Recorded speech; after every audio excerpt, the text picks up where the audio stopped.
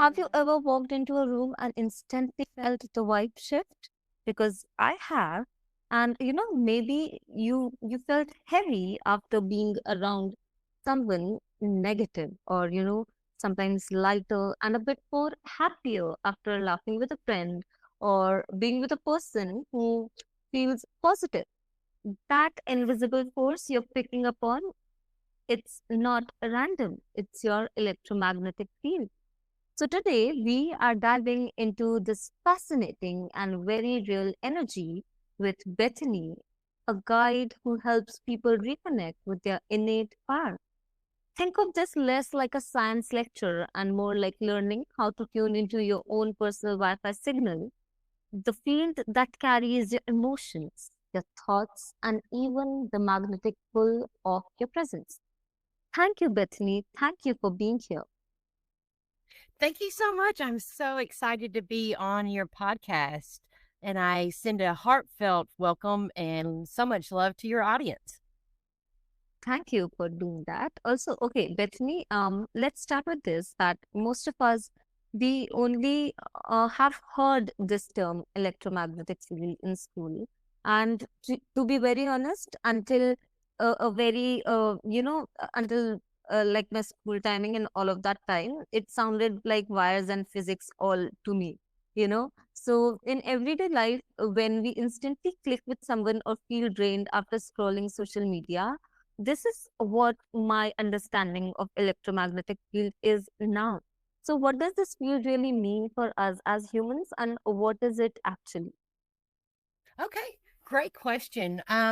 Now let me kind of just start off that everything that I'm fixing to bring to your audience and to you is everything energy, frequency, and vibration. Now, we as humans, we have an electromagnetic field that goes out 6 to 8 feet out in front of us, 360 degrees all the way around us. Now, this field has multiple is made up of multiple things, but I'm just going to touch on just two main ones. We have a mental body, an emotional body. We also have a physical body, a spiritual body, an etherical body. I'm going to touch on the two main ones that we operate out of, and that is the mental body and the emotional body. Now, when we have thoughts, now, our thoughts they carry a resonance, a frequency, a vibration. Now, think of your mental body, your thoughts, as your antenna sending out a frequency out into your field, your electromagnetic field. And this is your antenna. So let's take when we are operating and thinking, let's just say, what many of us have been taught and trained and programmed to think of fear, false evidence appearing real, or anxiety, pain, blame, shame, less than, not enough.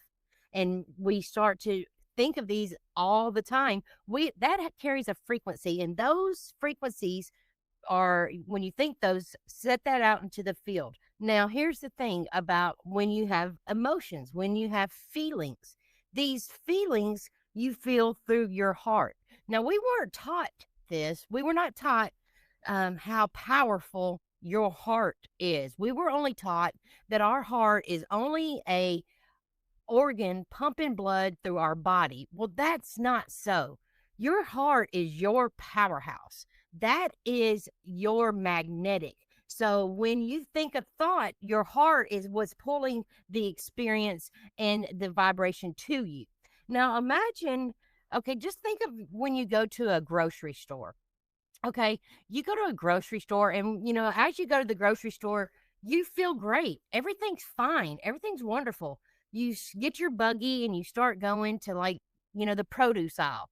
Well, you go and you see there's three or four other people that you've got to now, maneuver to get around to get your lettuce, tomato, and onions.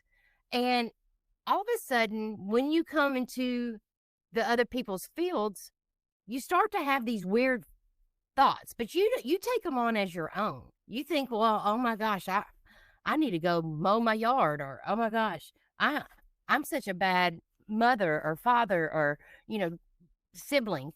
And all of a sudden, you start to feel and take on these thoughts, feelings, and emotions. But here's the thing is that we weren't taught that when we get to the grocery store, that it's our electromagnetic field that we brush up against every person that we come in contact with, because our field is 5 to 6 feet out in front of us. So before you get to Bethany, the being, the body, you're going to meet my electromagnetic field. And if somebody is, let's say, a negative person, they doom and gloom, they are, projecting all of this negative stuff into their field. Well, guess what? When you walk up next to them, 6 feet out in front of you, you get into their field. All of a sudden, you now have these lower aspects of frequency and energy in your field, and you are unaware of it. Yeah. That is so much insight, and thank you for sharing that with us, first of all. And you know, it really is less, science fiction, and it's more like, that unseen fabric that we tend not to see. It's that fabric of daily life that we are already experiencing, but a lot of us, we just do not see it, right? Well, that's the thing, is that we were taught as young kids and young adults and now adults that you have to see it to believe it. Well, we only process only check this out. We only process 3% of the light spectrum. So when you look at it from a light spectrum point of view, we are walking around here blind as bats. We can't see anything. Just like a bumblebee sees light through ultraviolet. A snake sees light through infrared. All of these, so we are just walking around here unaware because we were taught that you have to see it. That's the only way to make it real. When we are missing so many other aspects because we only rely on our vision. When you start to operate in your heart, you start to now feel, you can sense when the energy shifts. You can see when the energy, goes to a higher aspect, what I like to call the gratefulness, love, joy, and excitement, or the lower aspects of fear, blame, shame, guilt, less than, not enough. So it's really interesting. I like to help my clients is, do you have to believe it to see it, or see it to believe it? If you That believe it, you'll see it. True, true, true. Also, see, I totally get that, because that is that one thing that I also resonate with, because that is such a deep question to ask. And yeah, do you have your answer for it? Like, what is that one liner? Is it a yes or no for you, for that question that you just said? Yes. Well, that's the thing, is all about perspective. Some people have to, they are unable to expand out, expand their field, expand their awareness, expand their thought process. And really, when you expand out and you become the observer, and without having to like label it right or wrong, less than, not, polarity, you really get to sense, feel, and see. That's one thing that I help my clients with so much is, without, to become the observer, without trying to say you're right, you're wrong, you're bad, to observe everything. And then when you observe it, drop into the, without thinking, the thinking mind. Thinking is stinking, is what I call it. That's Because so true. thinking is only pulling experiences from the past and the future into your present moment. That's what a thinking thought is. It's about the past or the future, and you're worried, and you bring it into your each now moment. When you operate out of the each now present moment, what do you get? When you're just worried about right, or you're thinking right here, right now, you get nothing without thinking. Stop the thinking mind and just drop into the heart. You become present and aware.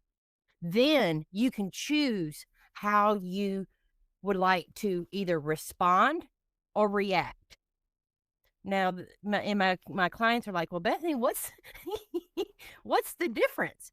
And that's a great question, because reacting is this how you've always done it, That's how that's all you know to do. And this is how I used to do it. I'm not going to do it any other way because that's all I know. But responding is having choice in what you choose to think and feel.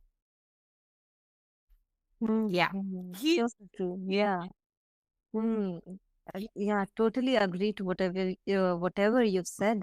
And also, you often say that we are really, programmed to forget. And we usually, yeah, you say that we are programmed to forget our powers and, our innate powers that we have. We tend not to realize it. So honestly, so many people, they go through life, feeling like either they're just surviving, they're paying bills, they're stuck in routines, they're losing their spark, they do not have confidence. So how does learning about our own electromagnetic field help us remember that we are more powerful than we think, and all of this is just a process that we need to follow? That's the thing. If you want to see a change, you first must be the change. That's one thing that I help my clients too, is that s- everything is not happening to you, it's happening for you. And it's all about processing how you choose to go forward. You know, I'll share something that happened in my life that when I experienced it, I thought it was the worst thing that was absolutely going to devastate me. My only child, Kevin, crossed back over into spirit, and he died. And what I did not know how I was going to be able to move forward, but something amazing started to take place in my life. My son began to communicate with me through signs, synchronicities, and messages. And through this awareness, through this love never dies. It only transforms. And so I was able to absolutely transform my life and to know and feel that I can still communicate with my son just like I'm talking to you right here, right now. So, I started to really gain awareness of what I was thinking, what my programs I were operating with, that I thought that I had to mourn and grief and sorrow. And that all has a frequency. Grief vibrates at 75 hertz. Sorrow vibrates at 50 hertz. Well, guess where death vibrates? Death vibrates at 0 hertz. So I found myself every time that I was grieving and in sorrow, my electromagnetic field was absolutely vibrating next to death. And I found that when you're vibrating that low, your field collapses in on you, and your electromagnetic field, it will crush you, and it puts the body into fight or flight. And through time, if you don't readjust that, you will find dis-ease that will show up. So my son taught me how to transform these lower programs of I'm supposed to grieve, I'm supposed to have sorrow, into elevated states of love, joy, and excitement.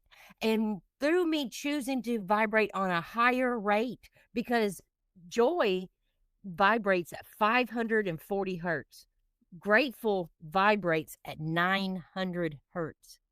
And that allowed my electromagnetic field to expand out. And I think you can hear through my voice, this is how I operate on a daily. I am in these higher states of awareness so I can interact and communicate with higher intelligence. You cannot be operating in lower frequency and have communication with higher frequency. That's just not a thing.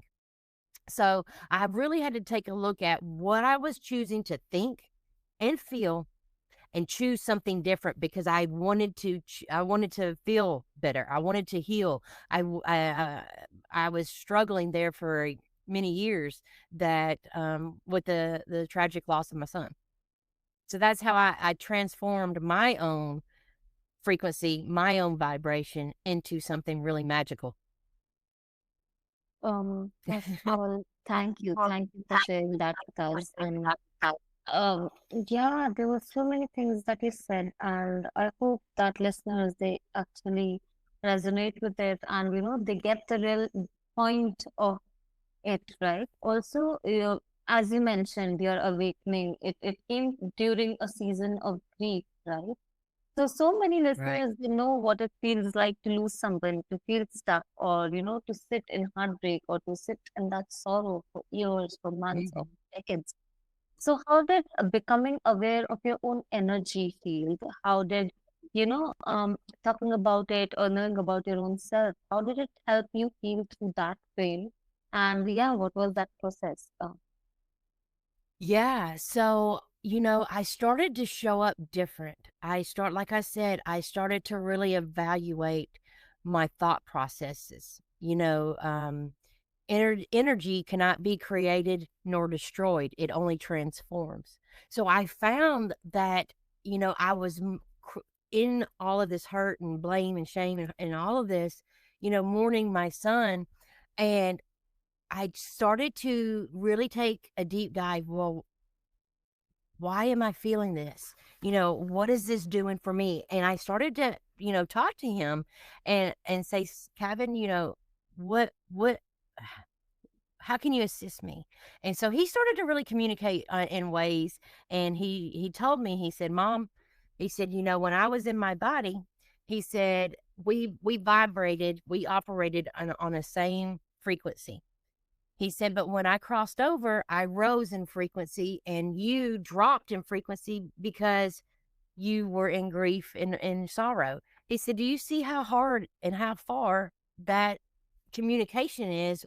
I'm up here high, vibrating higher, and you're down here. That's just not a thing. And so I really had to take a deep dive into my thoughts, feelings, and emotions. And when I started to transform them, every time I would come around my family members, they sense and felt my frequency changing. And then when they would come close to me and get into my field, their frequencies and their vibrations started to change.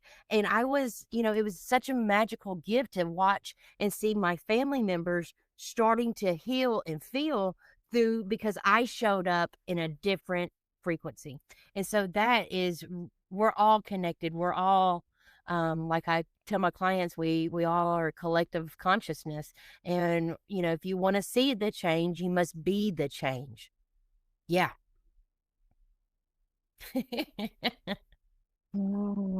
love it. I love it. And yeah, how much wisdom do you hold, Bethany? It's so fascinating, and that is such a powerful reminder that sometimes the deepest wounds they can open the door to the deepest wisdom, and it is clearly reflecting into you. And I'm so glad that I get to talk this to you. Also, for someone who is listening, who is like, okay, I want to try this today. What is a simple way to connect with their own electromagnetic field, or something as practical as taking a walk, or breathing differently, or changing their environment? Yeah. What is that one process Yeah. that you would love to share with us? Wow, I just had chills. That's a great question, girl. Um, the biggest practice for me is grounding, is taking your shoes off and going out and putting your feet on Mother Earth and just sitting there and discharging your energy with the intention, allowing Mother Earth to soak that up. Number one. Number two, I I really love this practice is to take a huge deep breath in and place my hand over my heart and breathe in several good long deep breaths in and slow deep breaths out as my hands are on top of my heart, and that right there connects you to the body. Shutting the mind off and dropping into your heart with your hands over your heart, that allows you to connect to your body and breath. And that right there is huge for dropping into awareness. Yeah, that's what can change from being stressed out, overstimulated, to now, okay, I'm going to take this moment for myself to reset. my energy and my frequency, and place your hands over your heart, shutting the mind off and feeling the heart. Yeah, that right there. That was again so fascinating, and I really really love that. Also, listeners, please take note of whatever Bethany has said, and these are the things that you sometimes really really require, and you won't get it anywhere else. So please take a note. Also, what a beautiful beautiful conversation with Bethany. She has shown us that the electromagnetic field, it isn't just a scientific idea or a beautiful word or just a hard vocab, but it's the invisible blueprint of how we live, love, and show up in the world, right? So by tuning Yeah. into it, we can shift from exhaustion to flow, from doubt to confidence, from heaviness to lightness, right? So as Yes. you go about your day, pause, take a deep breath, and notice the energy that you're carrying. Please talk about it to yourself. Please be very aware of it. You can do it, and it's not a one day thing, it's a process. Get into it right now. Also, remember that you are more magnetic, you're more powerful, and you're more limitless than you've ever been told. And this is Yeah. me, Pragya Maliya, signing off for today. Let's meet in any other podcast. And yeah, have a wonderful, wonderful day. Um, Yo, thank you so much. I enjoyed it. I think that is, I feel, not think, I feel that that message right there, what you said to your audience about how powerful and magnetic and divine they truly are, is something that, your audience, we all need to really grasp and understand that we are some powerful, amazing, divine, loving beings. And when we come together as unity and through one heart and one love, we can really make a change in this society. we surely can. And yes, that is one small step that we can do, trusting in our fellow beings and, letting even ourselves know, being kind towards ourselves. Yes. That is the first step that we should take, right? Yes. Yes. Yeah. Yes. Yes. And that's the thing, is that um, falling in love with yourself, we've been told that that's wrong. And one thing that I have found, that healing and choosing something different for myself is something so magical, and it's okay, and it doesn't have to be, a bunch of money spent trying to quote unquote heal yourself. Just love yourself and know thyself. Yeah. Mm. Thank you, Bethany. It was a wonderful, wonderful time. I hope we meet someday other. And yes, it was so, so fascinating. Your wisdom, it speaks through you. And it was so lovely talking to you. Thank you for doing this. Thank you so much, and you have a great day.